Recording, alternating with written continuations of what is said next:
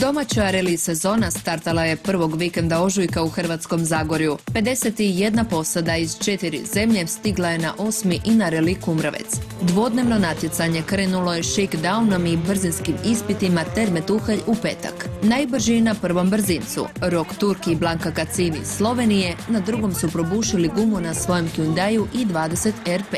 To su iskoristili Austrijanci Hermann Neubauer i Bernard Ettel i preuzeli vodstvo koje nisu ispuštali do kraja. Bili su najbrži na 5 od 6 subotnjih brzinskih ispita koji su se vozili u zagorskim selima i Kumrovcu. Do slavlja su stigli u Ford Fiesti R5, što je treću godinu uzastopce da kumrovečki reli osvaja posada iz Austrije u identičnom automobilu.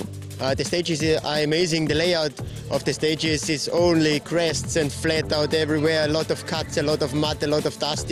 It is really fun, but it is a big challenge for sure. But yeah, for me it was quite enjoyable. I had a lot of fun on this day, so yeah, it was a great time. Treće mjesto izborili su Mađari Antal Kovač i Gergo Ištović, također u Fiesti R5. Najbolje plasirana domaća posada bila je Kristijan Hideg i Ištvan Kerek u Škodi Fabii R5 na 4. mjestu. Mađari su članovi autokluba Delta Sport, koji je bio i organizator relija Kumrovec. Ove je godine itinerar u potpunosti izmijenjen zbog radova na trasi nekadašnjeg brzinskog ispita, a mnoge su posade na cilju izjavile da im se više sviđa nova postava staze. Nakon prošlogodišnjeg snijega, vrijeme je ove godine poslužilo, pa je uz brzince stigao i rekordan broj gledatelja koji su uživali u atraktivnim vožnjama. Pa evo, završili smo, sretni smo napokon, naravno bez ikakvih izljetanja, teških, bez ikakvih problema, to je ono što je najbitnije. Malo nakon onog početnog adrenalina sad su se emocije malo slegle, ali u svakom slučaju kad reli završi bez incidenata, onda smo izuzetno sretni.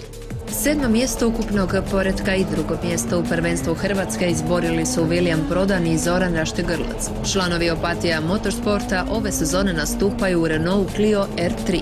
Juri Šebalj i Ivan Pogačić bili su treći u domaćem prvenstvu i 12. generalno u atraktivnoj Toyoti GT86 R3. Odličnu vožnju u atraktivnom Ford Escortu prve generacije pokazali su otac i kćer Rameščak. Krešo i Dora odnijeli su pobjedu u klasi 5 prvenstva Hrvatske, dok je treći član obitelji, mladi Martin, bio najbrži u juniorskoj konkurenciji. Sa suvozačem Filipom Puzićem nastupio je u Fordu Fiesti R2.